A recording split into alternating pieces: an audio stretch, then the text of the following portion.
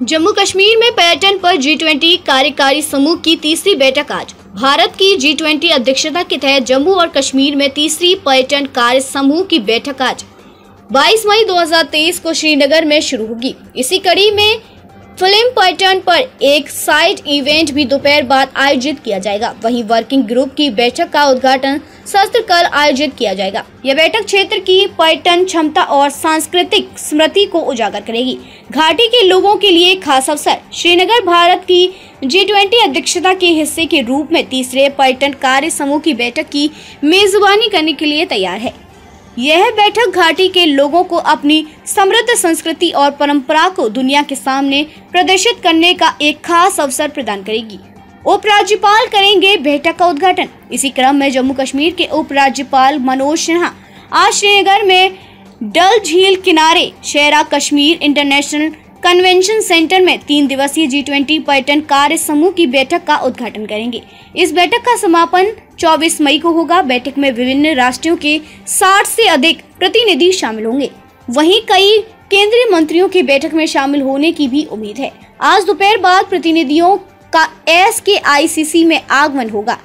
शाम को सांस्कृतिक कार्यक्रमों से उनका स्वागत होगा। क्राफ्ट बाजार में स्थानीय उत्पादों की प्रदर्शनी लगाई गई है। सुरक्षा का पुख्ता बंदोबस्त। गौरतलब हो कि वर्ष 1986 में cricket match Bharat Australia one day match के बाद कश्मीर में यह पहला बड़ा अंतर्राष्ट्रीय आयोजन है।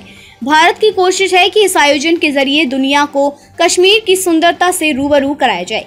भारत इस साल G20 सम्मेलन की अध्यक्षता रहा है।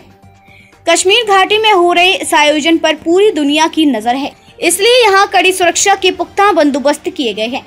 बैठक के लिए ग्रीष्मकालीन राजधानी श्रीनगर के चारों ओर एक विशाल सुरक्षा घेरा तैयार किया गया है। इसके लिए LH नेवी कमांडो, राष्ट्रीय सुरक्षा गार्ड, सेना और अन्य केंद्रीय सुरक्षा बलों को 22 मई को ही यानी G20 की बैठक से पहले जम्मू कश्मीर की राजधानी श्रीनगर में जमीन से हवा में सुरक्षा कवच के रूप में तैनात किया गया है। बैठक में किन मुद्दों पर होगी चर्चा?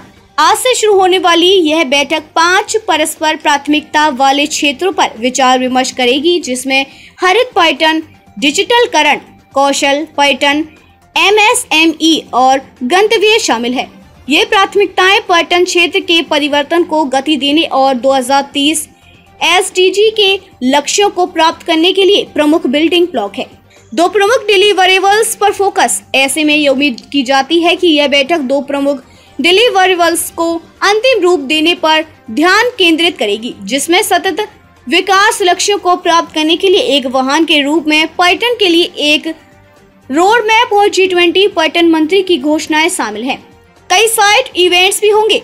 वहीं मुख्य कार्यक्रमों के अलावा आर्थिक विकास, इको टूरिज्म और सांस्कृतिक संरक्षण के लिए फिल्म पर्यटन पर कई साइड इवेंट भी होंगे।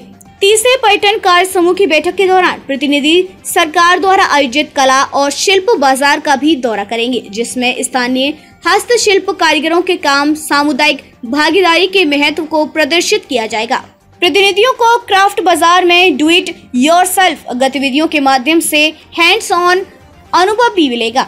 इस बैठक में 60 विदेशी प्रतिनिधियों के अलावा देश भर से करीब पर्यटन से जुड़े विभिन्न संगठनों के करीब 65 प्रतिनिधि शामिल होंगे। इस बैठक के अंतिम दिन बुधवार को सभी अद्वितीय श्रीनगर शहर में पोलो व्यू, झेलम, रिवर फ्रंट और कुछ अन्य स्थानों की सैर कर कश्मीर में आए सकारात्मक बदलाव को स्वयं अनुभव करेंगे।